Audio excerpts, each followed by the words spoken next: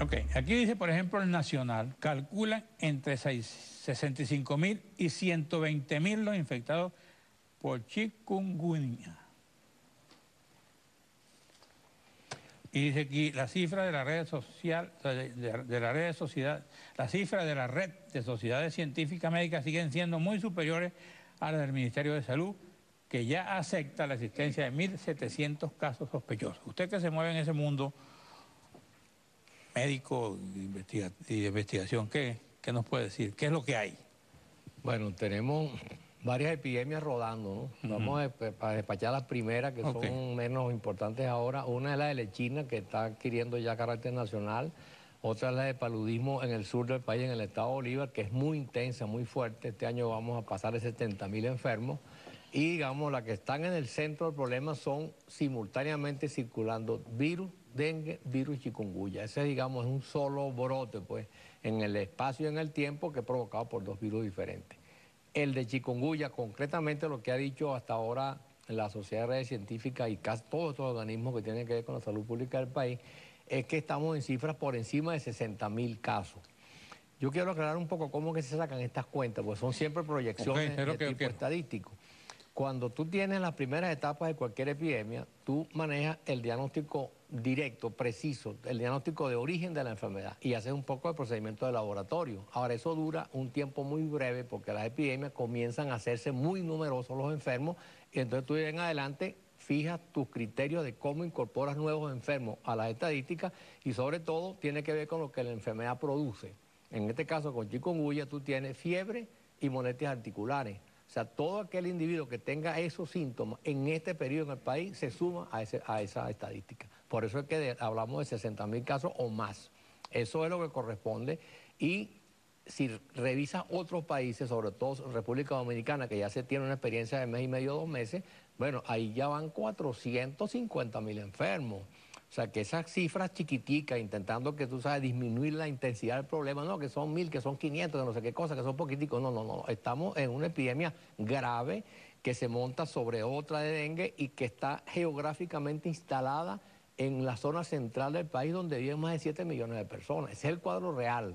Y en el caso de chikungunya tenemos un problema agregado histórico, que es que ese virus no estaba antes en el mapa de América, está llegando y va a recorrernos de banda a banda y de todos los rincones y habrán cientos de miles de casos en el transcurso de estos meses que faltan por correr. ¿Por qué dices eso? Bueno, porque es inevitable que tú te vayas infectando uno, otro, una familia completa y eso va geográficamente recorriendo el país porque está lleno de mosquitos transmisores del país. Entonces, mosquitos que incluyendo Caracas. Caracas es un nido del famoso Patas Blancas y en los Valles del Tuy también, en La Guaira, ahora se incorporó Barlovento % de allá que están produciendo muchos casos. Aragua, Carabobo, todo eso es el área endémica de este brote concreto de chikungunya que está montado sobre el de dengue. Ahora, las personas más vulnerables para eso, ¿quiénes son?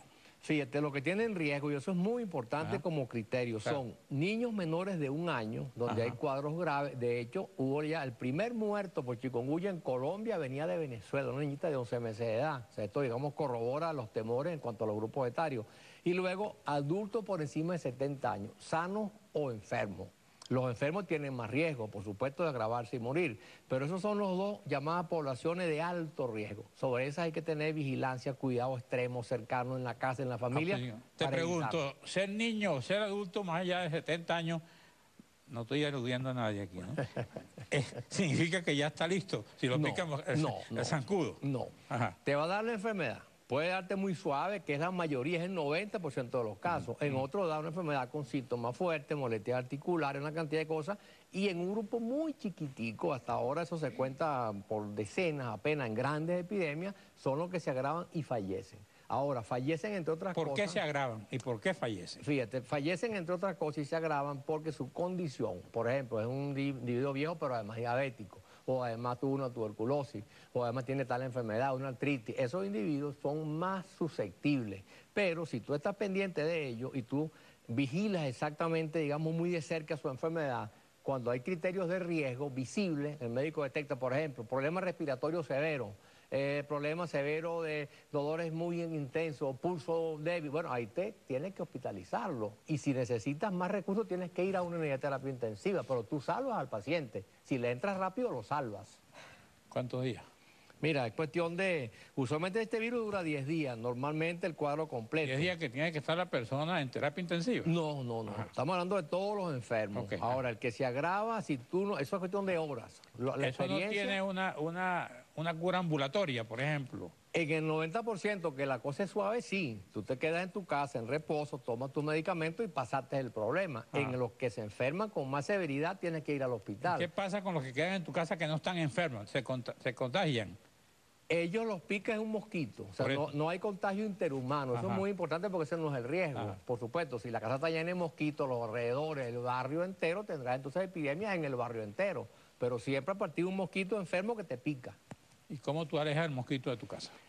Bueno, necesitas hacer una cantidad de medidas. Primero, limpiar el domicilio y lo que lo rodea. Limpiarlo es eliminar sucio, caucho viejo, toda esa pila de cosas, recipientes de agua. Y luego tienes que usar insecticida para matar los zancudos adultos y un polvito que llaman ábate para matar las larvas, que es lo que evita que estas larvas después sean adultos. Pero ¿cómo aplica ese polvito? Es muy sencillo. ¿Por sectores o un solo...? No, lo aplica, digamos, un solo viaje, como dicen. Debería el Estado tomar parte porque esto requiere cierto plan y cierto orden. Pero el acto final es muy sencillo. Cojo una cucharilla cualquiera y más o menos una cucharilla de ese polvito, le echo unos 100 litros de agua, sea un recipiente, un tanque, lo que fuere, y ahí las larvas se mueren. ¿Y dónde se consigue eso? El Estado debería proporcionarlo y de hecho existe, ¿verdad? Y eso, cuando se hacen esas grandes campañas de control, bueno, tú haces tu plan de abatización, así se llama, y distribuye por las redes de salud para que la comunidad al final sea la que haga. Por ejemplo, en un establecimiento comercial, ¿tú puedes llegar a comprar eso? No. Bueno, esto es importante. Fíjate, la institución central que se ocupaba de este problema de manejo de esta broma era Agroisleña, que está en esa crisis. Pues, era la que casi generaba todo ese proceso de importar. Como esa cultura se perdió con la pérdida de esa empresa, bueno, entonces se está enredando el mecanismo para traer el ábate a Venezuela. Pero eso el Estado puede resolverlo. Yo no creo que sea un problema tan complicado. Sí, está bien, pero hay que ver, suministrar a todo un país ese producto, ¿no? Esa es la dificultad, porque fíjate, o sea, no hay insecticidas, esos caseros no hay en ninguna parte. Tú no tienes cómo decir, voy a comprar ábate en la bodega porque no existe. Un momentico, pues si tú dices en vez de ábate, digo, tengo baigón. Bueno, ese es para matar adultos. Los insecticidas son para matar adultos. El ábate es para matar larvas. Necesitas usar las dos cosas simultáneamente, porque la larva de hoy será el adulto zancudo de mañana. Entonces es un proceso, digamos, cronológicamente bien pensado. Ahora, si no lo haces bien, te vuelves un enredo, que es lo que ha pasado en Venezuela. ¿Cuándo fumiga? Bueno, tenía que fumigar más o menos en marzo, abril, mayo. ¿Para qué? Para que las escuelas estuviesen limpias al regreso a clase. Si no lo hiciste, ya perdiste ese tiempo. Y así un poco va ocurriendo como una suerte de una cronología que es precisa, pero que falta, no sé qué falta, pero hay una dificultad para aplicar esta cosa con vamos a decir, con arte, porque eso es un arte. Pero, ¿y el Estado no dispone de mecanismos para una fumigación colectiva? Bueno, pareciera que no, porque no lo vemos haciendo. Aquí no había una oficina de malheología. Esa la desaparecieron, esa la rasparon en el año 2002. Y eso fue un problema grave que lo estamos pagando ahora. Porque esa fue la misma oficina que acabó con el paludismo, que se fajó durante un periodo de 30 años. Eso no existe. ¿Eso no fue el DDT? Eso fue el DDT, en buena medida. ¿El DDT no existe? No, el DDT se suspendió para el año 60 porque tiene una toxicidad que llaman de largo plazo, de 100 años, que los suelos quedan contaminados. Y eso, digamos, la modernidad ha buscado más moderno, o sea, otros insecticidas que son menos tóxicos. Fíjate tú que cuando uno va a un campo, lejano, donde sea, en el pueblito más distante de aquí, hay una casita que dice DDT 45. Correcto. Es la fecha en la cual pusieron el DDT. Ahora, ¿qué otra cosa? ¿Qué otras medidas puede uno tomar? ¿Qué hace una madre con su niño o qué hace un hijo con su anciano? Bueno, primero tal mosca. Vamos a un receso después. Perfecto. Okay.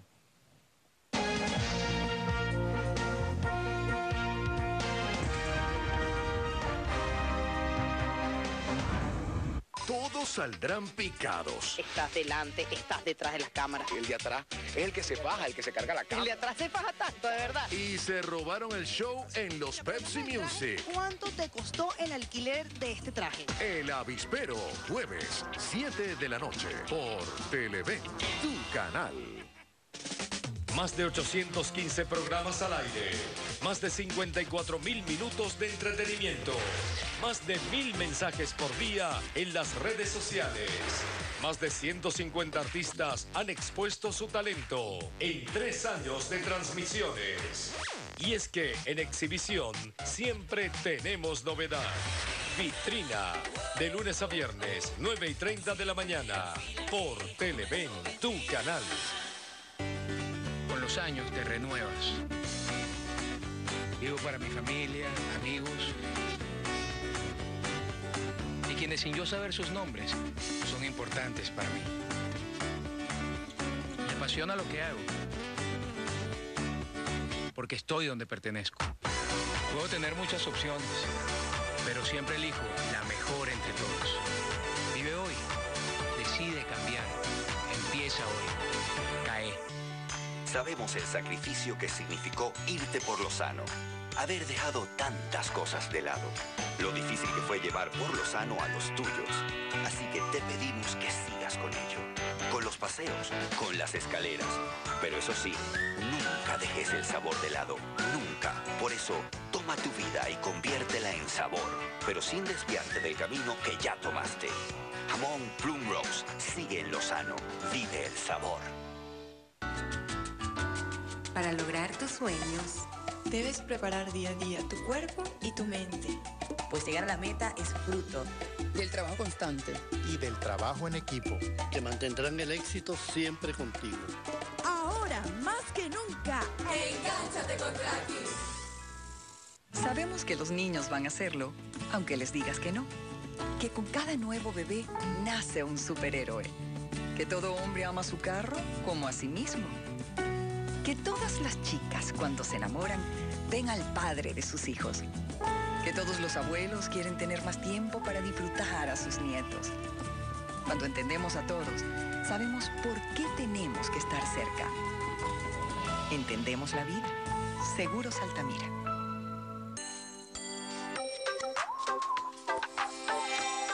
Se está comiendo todo con un gusto. Aquí está el tesoro. Ahí viene el avión. Es que le encantan las salchichas Wieners Plum Rose. ¡Qué rico! Salchichas Wieners Plum Rose. Un sabor, dos puntos de vista. Dana irá tras una nueva aventura. Tengo un espíritu libre. Nuevos retos. Buena suerte. Y nuevos amigos. Tenemos una cita con el destino. Las Olas Salvajes 2. Estreno, domingo 3 de la tarde, por Televen, tu canal. Estás viendo Diálogo con...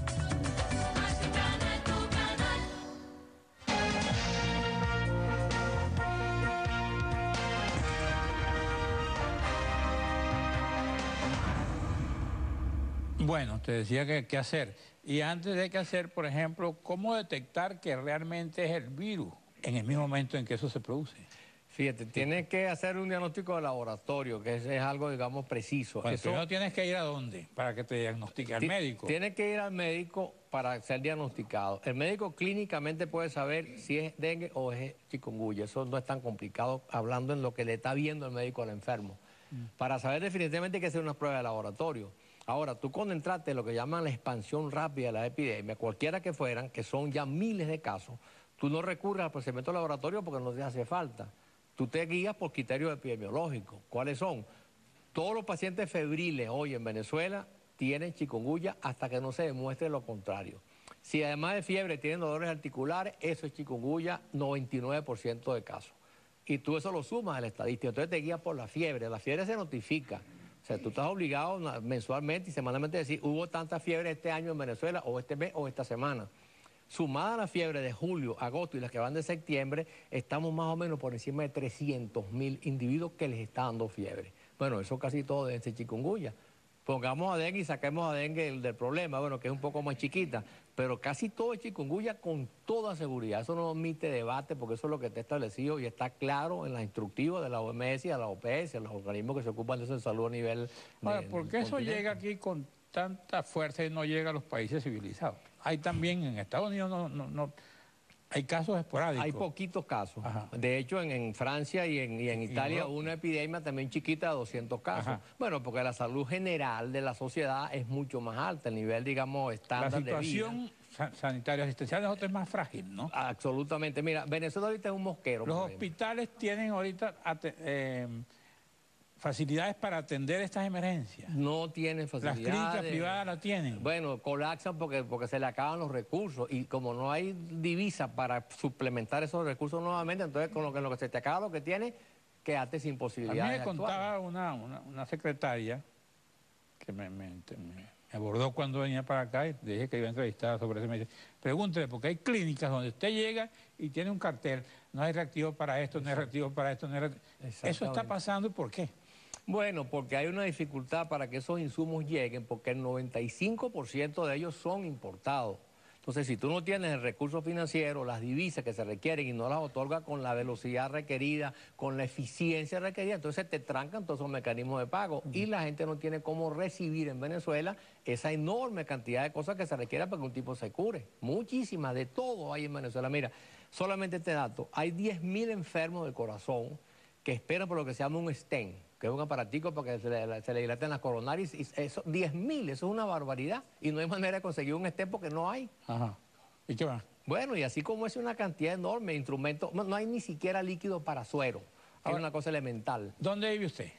Yo vivo actualmente en... No de la dirección completa, de ¿qué zona? Colina de Santa Mónica hacia Curumo. Ahí hay mosquitos. Pero muchísimos mosquitos, es una invasión terrible. Dicen que el mosquito peligroso no es el que hace ruido en la noche después que usted está no, ese sí es. ¿Sí? Ese es el patas blanca, el que hace un pillito de noche. Claro. El que pita. Sí. Ese es peligroso, ese es el hombre, ese es el patas blanca. Ese es el transmisor venezolano por excelencia. ¿Patas verdes no hay? No, pero tenemos un agregado que se llama el mosquito tigre, que es otro mosquito, es mucho más eficaz.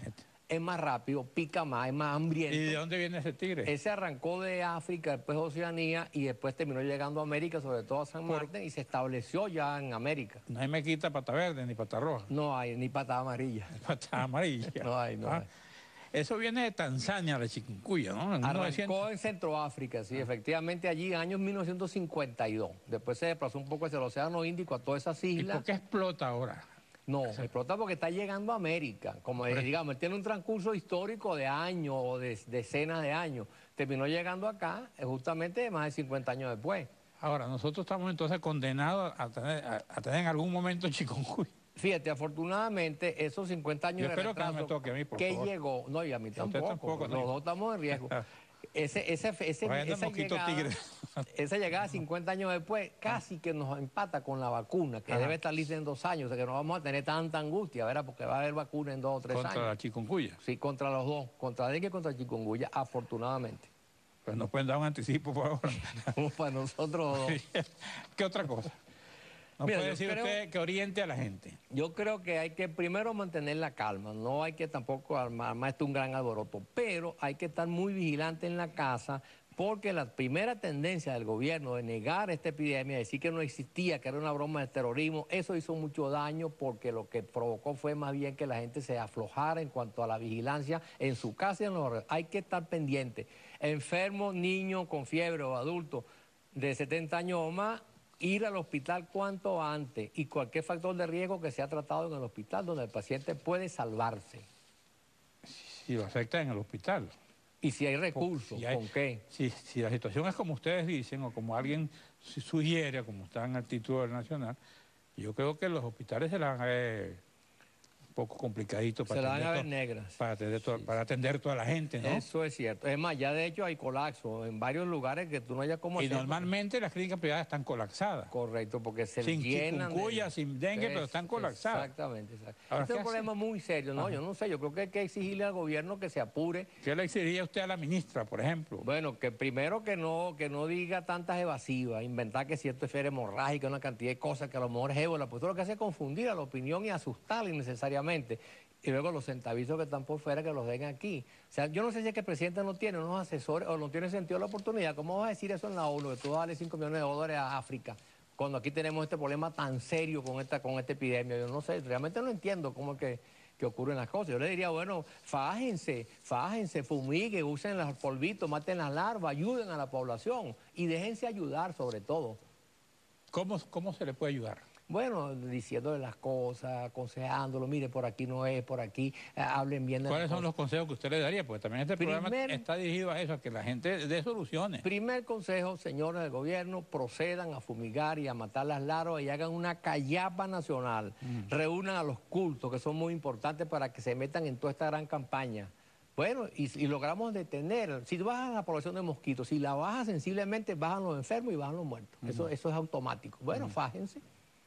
¿Qué otra cosa? Y nosotros ayudamos, por supuesto, somos voluntarios, queremos que nos incorporen en eso. Ajá, ¿qué otra cosa? Bueno, lo otro sería tratar de conseguir los medicamentos que no hay.